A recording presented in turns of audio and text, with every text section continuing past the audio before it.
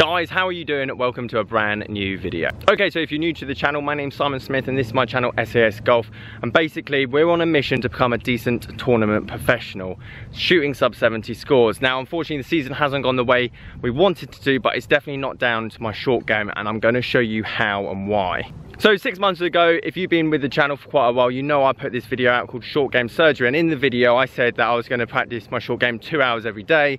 I was going to do all these tests, work on it religiously. Now I have to say that was very naive, and there was no way I was going to be able to practice every day with work, other commitments, so on and so forth, tournaments, the rest. But I did make a massive commitment of doing it 3 times a week. 2 hours of doing these tests that you're about to see now, or you might remember, and gradually getting better. Now the reason that this test is guaranteed for results, and bearing in mind I'm not going to talk about technique whatsoever, that's something that you and your coach have to work on, something you have to research, why you might not be chipping as well as you'd like or putting as well as you'd like, but this is how to take the practice that you do off the golf course onto the golf course, and I can tell you now it will transform your short game. So 6 months of doing it 3 times a week, and I was recording my results at the end of every month. I was testing myself. I was doing 30 shots at each of the stations, writing down my results and then putting it into my Excel spreadsheet. Slowly but surely I was seeing a pattern.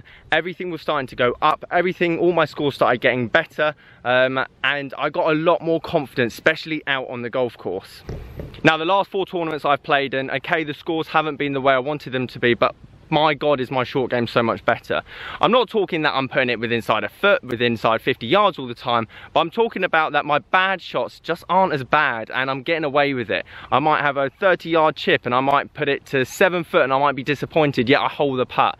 Or all of a sudden I'll get out of a spot that I didn't necessarily think I'd get up and down from, and I've made a great shot. And that kind of boosts in confidence through the round of golf, especially if you're playing for 4 hours, 18 holes. You need that to make sure you push on, go on to the next hole, and you've got that optimism and enthusiasm. Now, this is all down to you believing me. I'm not trying to trick you. I'm not trying to make stuff up, but this is just something that I found. It might not work for everyone. It might not work for you. However, this is something that I found and something that I feel that I need to share as a golf coach, as a player, as just someone that loves to play the game. Now, the only way this is going to work is if you do it every week. Every week, 3 times a week, not even 3 times a week, once a week. Obviously the more you do it, the more success you're going to find with it, but make sure that you're doing it every week and writing your results down. You've got to write them down, record them, so next time you come to do it, right, what have I got to beat? Because it's only going to give you that goal to strive further and get better with your game. Okay, so what I'm going to do now, I've basically going to do 5 shots. I've literally just got to the golf club, got straight out of the car, I'm going to do 5 shots at each station. Whatever I do, I'm then going to show you guys. Now, you've got to believe me. If you don't believe me, then that's fine, but this is where my short game is now. This is how confident I feel in my short game, and I'm just going to explain to you what has changed technically, even though I didn't mean anything to change technically, and also my thoughts and my method when I'm hitting a short game shot or a chip or a putt or whatever that might be. Okay, that was the longest intro that I've ever done, so let's get into the video. I'm going to show you back 6 months ago where my game was at, and then how I'm approaching the game now. Okay, so let's get straight into it. So what you see here, this was one of the warming up exercises that I was doing 6 months ago, but I kind of got rid of this and just changed it for lining my ball up at the hole and then hitting it back through at the hole, just to get warmed up, just to get my eye in, because I think all these exercises, you do need to be warmed up, you do need to have an idea of how you're hitting it, for example, especially when it comes to putts. So here you'll see the bottom right corner, I've got my graph. That's where I was at the start of April in terms of how many I was converting, basically how many I was holding, and then you can see all the way till this month how many I'm now converting from 3 foot. And this is great for me. I can have a really bad round or a really bad week for whatever reason. I might miss loads of putts, for example, but then I can look at it and go, you know what, this is how I was playing 6 months ago, and this is where I'm now. Look at the progress that I've made, and simply by sitting back and actually watching this video, the difference in my stroke, my pre-shot routine, which I'll talk a bit more about, just everything has got so much better in all areas of my short game, which hopefully you'll see throughout this video, and it will give you the motivation to actually put the hard work and grind on your game, because if I can do it, then anyone can do it, that's for sure. So I mean, the 5 putts, again, I'm doing 5 shots at each station. Just to show you, I'm not doing 30 putts on each station or 30 chips, for example. I did this just to give you an idea of how I'm playing at the moment. But these were 5 shots that I was just going to record. Whatever happened, happened. I was really pleased with the results. I think that it looks so much better. In terms of my stroke, it looks 10 times better. If it doesn't go in the hole, it looks like it's going to go hole. Whereas before, sometimes I'm just all over the place. I think I exited, especially with my chipping and putting, I exit massively left 6 months ago. And I didn't want to talk that much about the technique. I remember back then I said, I want something that I'm confident under a tournament, because I was duffing chips, I was thinning chips under pressure because of the nerves. So I was like, I just want something that's just going to get me forward. Whereas now it's completely different. I didn't seek out to look much more technically better with my stroke, but everything has, just purely by practicing. I think if you want to be consistent in all these areas, then you have to have a decent technique. And I think it's just the way it's fallen into place. Now, it does help that I'm a golf coach and I do know what I should be doing. At the time, 6 months ago, I just wanted something that I technically would work under pressure. But in reality, after practicing 3 times a week for 6 months, actually my technique just got better purely by, I wanted the ball to have less left to right spin. I wanted to have more control. I wanted to release in certain places, not release in certain places. And just coming back to it every week and looking at the results, testing myself under pressure, purely just helped me get better in all areas anyway. Now, the one thing I definitely need to work on, so the 9-foot putts here, for example, okay, this is a putting green, so I should know the breaks, but my green reading is just not as good as it should be. It doesn't match up to the technical side of my putting now, because I'm playing tournaments and I'm just not holding enough putts, even though I'm hitting good putts. So I let the putt go, I look up and I feel like it should be in the hole, but the putt might go right to left and I thought it was going to go left to right. Examples like that, basically, that are just letting me down in areas. Now, the makeable putts, again, this is something that I need to work more on. I've actually didn't have any lag putts in this section, let's say, and that's something that I will be now looking over the next 6 months to actually be adding in. I want some longer putts, I want some big breaking putts, like in the Dave Peltz test, the putting one that I did a couple of weeks ago. So if you haven't checked that out, go and check that out. And that's something that really needs to be in here, because actually 9-foot, 12-foot, 15-foot putts are all looking reasonably good. However, the long putts are letting me down. I'm having too many 3 putts from 40-foot, 50-foot, 60-foot, examples like that. And I'm finding time and time again when I'm playing those kind of shots that I'm not confident, just like I wasn't confident with these putts 6 months ago. I wasn't confident. So all I'm trying to say is that this is the way I've structured my practice. However, if, for example, you find a flop shot, for whatever reason, is something that is a must at your golf course, or a 7-iron bump and run is a must at your golf course, then put it in. This is a test that I think really helped me, and by all means, over the next year or so, it's going to keep changing, it's going to keep adapting to what I think is weak or what's strong in my game. You'll see later on that I got rid of the 10-yard chip, which I did 6 months ago, if you watch the video, but I got rid of it. It's pointless. I'm never going to do a 10-yard chip unless it's whatever, I've got to chip over a bunker or not, that kind of stuff. But at the end of the day, if I've got 10 yards to the flag, I'm putting it all day long, because I know that a putt from 10 yards is going to be a hell of a lot better than a chip. So I got rid of it. So it's the same thing with you guys. If there's something that you feel, and here's the 10-yard chip, this was me, and the reason I left this in, you can have a look at my technique, which I think is really important.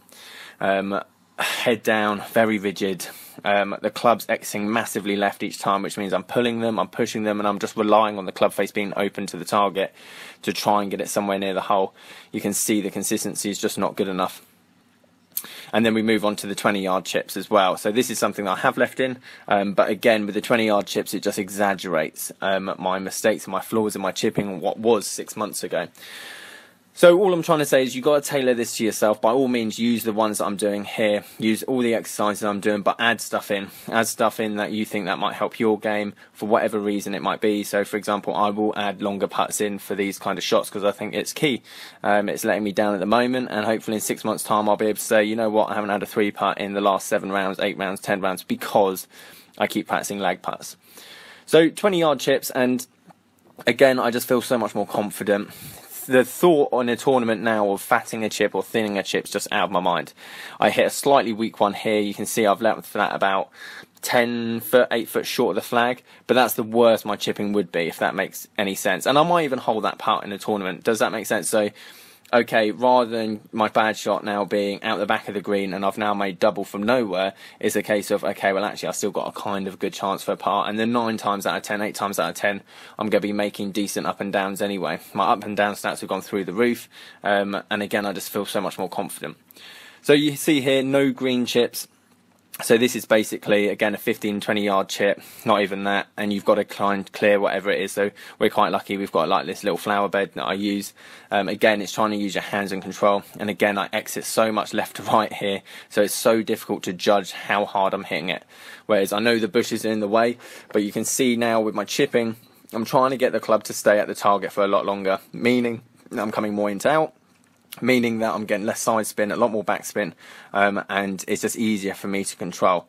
Now, by all means, I'm not saying my game's perfect now. I'm not saying I've cured my short game within 6 months, but it's got a lot better. And the more you do this over time, the better it's just going to get. The amount of thing I've learned from doing this over the last 6 months is incredible. Hopefully in another 6 months, it'll be even better. But recording your results is key. Recording them, writing them down, and analysing and going, actually, well, I didn't actually improve on this side. Why haven't I improved this side? Maybe it's a technical reason. Maybe it's because I'm not concentrating enough. Maybe it's because of my pre-shot routine. Whatever it is, all I'm saying is by doing these tests, you're going to pinpoint areas of your game that's weak. Maybe your 6 foot putts are great, your 9 foot putts are awful. Maybe your 20 yard chips are great, but your 50 yard chips just aren't good enough.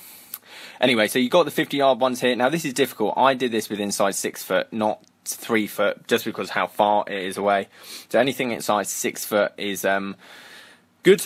Anything not inside 6 foot is not good. So you can see vast array of shots I've just played there, left, right, left, all that kind of stuff. So same position, same distance from the flag. Green's a bit softer than it was then, to be fair, so you can see that I can get a bit more control and spin. But again, the line's so much better. So in terms of where I'm hitting them, I'm not going massively left of the flag, I'm not going massively right of the flag. Each shot's in a similar position, and if I catch the ball, great, it will land where I want it to. If I catch it a bit heavy, okay, it's going to be a bit short. But again, the fear of thinning a ball, dunching a ball, any of that's just completely out of my mind. I don't think about that on the golf course. I can honestly say that now. When I play a tournament, I'm not thinking, oh God, don't leave this in the bunker in front of you. I'm thinking, right, I'm almost reading it like a putt. Land it here, it's going to bear around to the right, to left. And if I make a bad read or a good read, I tell you what, the amount of times I'm now closer to the flag and I'm disappointed because I'm still 8 foot away from the flag or 6 foot away from the flag, thinking that I could probably hold it from that distance. And that's the key.